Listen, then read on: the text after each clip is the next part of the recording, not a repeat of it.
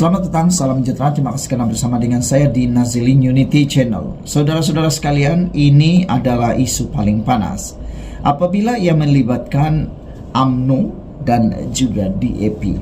Yang kita ketahui sejak dahulu memang ada persengketaan, perseteruan, pergeseran antara UMNO dan DAP. Namun kini mereka bersama di dalam satu bahtera, yaitu Kerajaan Perpaduan Pimpinan Anwar Ibrahim.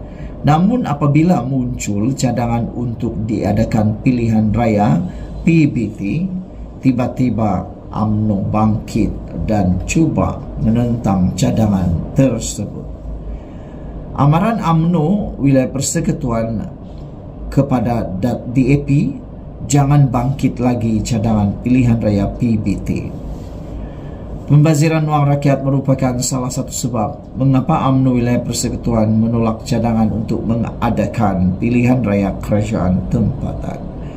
Perhubungan UMNO wilayah persekutuan dalam kenyataan memaklumkan mereka telah mengadakan mesyuarat khas baru-baru ini dan mengambil ketetapan untuk membantah sekeras-kerasnya cadangan yang dikemukakan DAP Kuala Lumpur.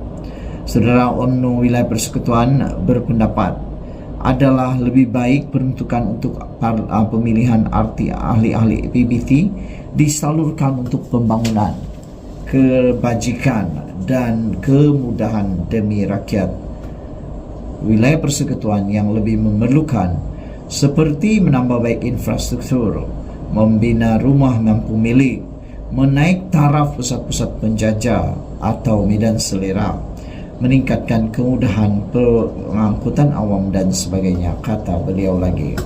Selain itu, UMNO wilayah persekutuan berpendapat pemilihan ahli-ahli PBT akan mewujudkan kartel-kartel politik yang akhirnya akan membiayai calon-calon yang ingin bertanding pada pilihan raya PBT. Amalan rasuah dan salah guna kuasa pasti akan berlaku. Sudah semestinya akan merencatkan usaha yang amat berhormat Perdana Menteri yang ke-10 Anwar Ibrahim dalam membenteras gejala rasuah di kalangan masyarakat Malaysia, kata beliau lagi. Pilihan raya PBT kembali diperkatakan selepas pengurusi DAP wilayah persekutuan Tan Kok Wei mencadangkan perkara itu pada 17 Disember lalu. Tan dilaporkan menggesa kerajaan memulakan pilihan raya PBT di ibu negara terlebih dahulu bagi menyemarakan demokrasi di di wilayah persekutuan. Cadangan itu bagaimanapun mendapat tantangan daripada banyak pihak termasuk daripada UMNO dan PAS dengan rata-rata berpandangan ia berisiko mencetuskan pergeseran kaum. Mengulas lanjut, UMNO wilayah persekutuan berkata, ahli-ahli parlimen yang telah dipilih rakyat di dalam PRU sudah memadai untuk membawa isu atau masalah dihadapi rakyat ke Dewan Rakyat atau kepada PBT.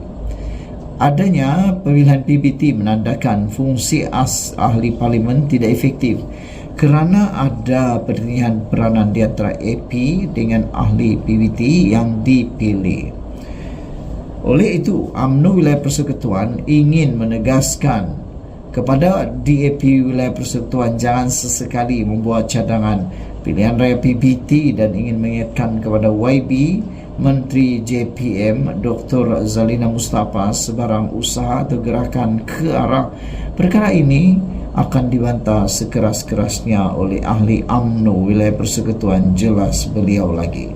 Sekian dulu untuk kali ini. Jangan lupa tinggalkan komen dan tekan butang subscribe. Jumpa lagi, bye-bye. Selamat pagi, salam sejahtera. Terima kasih karena bersama dengan saya di Nazilin Unity Channel. Ini keputusan Zahid Hamidi yang pastinya menggemparkan seluruh rakyat Malaysia dan mungkin juga telah menggemparkan Anwar Ibrahim sendiri. Apabila kata Zahid Hamidi, dia akan bantah Badan Peguam cabar keputusan DNAA. Saudara-saudara, Datuk Seri Dr. Ahmad Zahid Hamidi akan membantah permohonan Badan Peguam Malaysia untuk mendapatkan kebenaran mahkamah bagi memulakan semakan kehakiman terhadap keputusan Peguam Negara memberhentikan prosiding terhadap beliau pada 4 September lepas.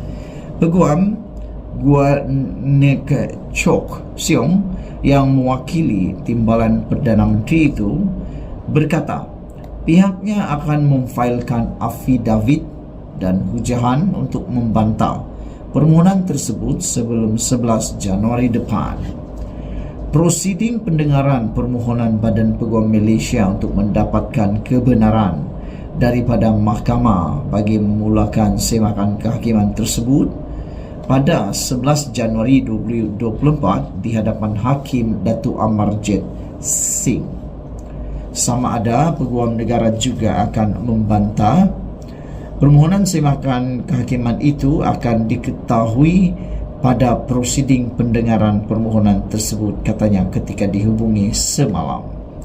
Mahkamah Tinggi telah melepas tanpa membebaskan DNAA Ahmad Zaid Hamidi daripada 47 pertuduhan pecah amanah, rasuah dan pengubahan wang haram, membabitkan dana Yayasan Akal Budi selepas pendakwaan memaklumkan Jabatan Peguam Negara ingin memberhentikan prosiding terhadap beliau.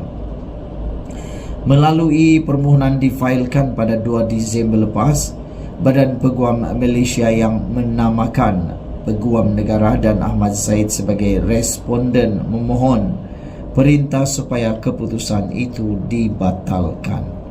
Ia turut menyaksikan atau ia turut memohon deklarasi bahawa keputusan itu adalah batal dan tidak sah selain dibuat melebihi bidang kuasa serta kuasa yang diberikan oleh Peguam Negara mengikut perkara 145 dalam kurungan 3 Perlembagaan Persekutuan dan Seksyen 254 dalam kurungan 1 Kanun Tata Cara Jenayah. Badan Peguam Malaysia juga memohon perintah mendamus daripada mahkamah untuk mengarahkan Peguam Negara bertindak mengikut undang-undang di bawah Seksyen 254A Kanun Tata Cara Jenayah dengan mendakwa semula Ahmad Zaid Hamidi.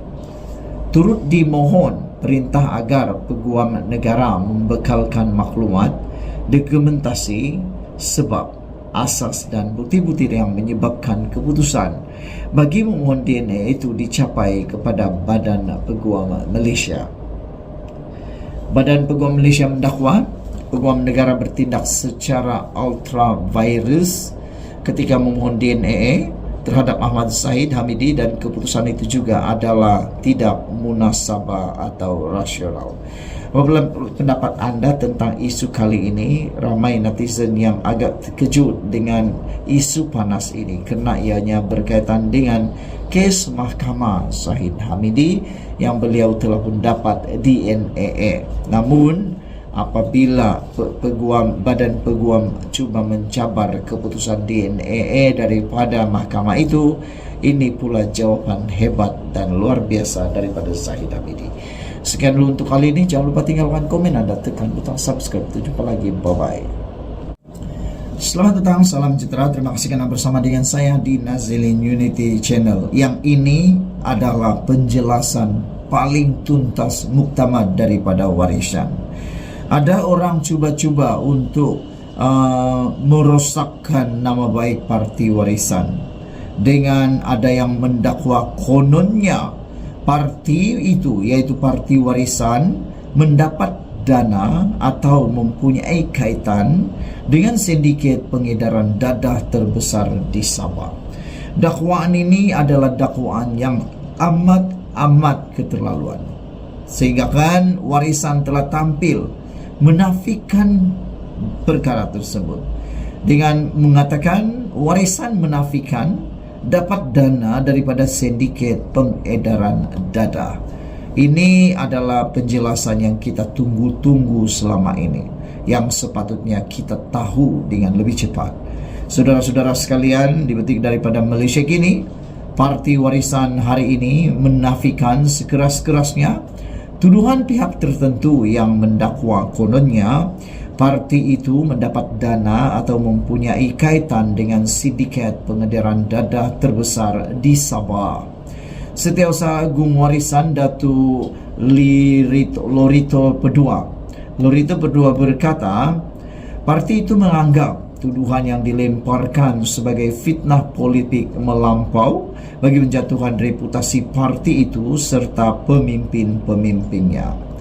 Beliau berkata, sekiranya tuduhan itu terus berulang lagi, parti itu tidak akan teragak-agak mengambil tindakan undang-undang terhadap pihak yang mengaitkan warisan dengan apa-apa aktiviti atau sindiket haram yang melanggar undang-undang. Warisan kesal, masih ada segelintir pihak yang tidak bertanggung jawab cuba untuk mengaitkan kes itu dengan warisan, seperti yang telah disebarkan melalui aplikasi WhatsApp, katanya dalam kenyataan hari ini.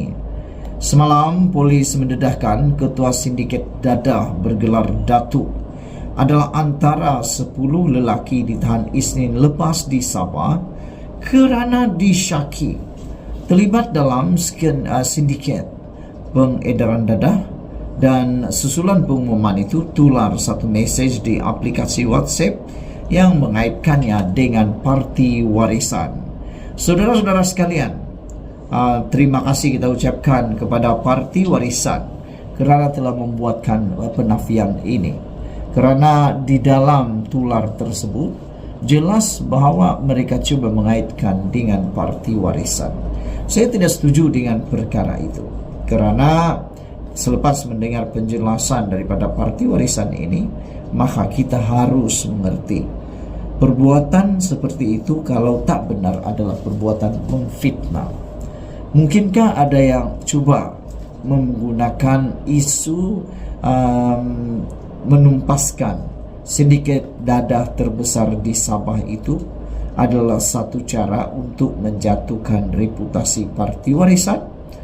Dan saudara-saudara sekalian, bagi saya ada banyak cara lagi untuk mahu menjatuhkan parti-parti lawan, tetapi bukan dengan cara yang memfitnah, apalagi fitnah yang begitu besar ini. Jadi saudara-saudara, apapun yang berlaku, kita harus percaya inilah penafian daripada parti warisan tentang isu didakwa kononnya mendapat dana daripada sindiket pengedaran dadah. Warisan menafikannya. Sekian dulu, ikuti terus laporan selepas ini.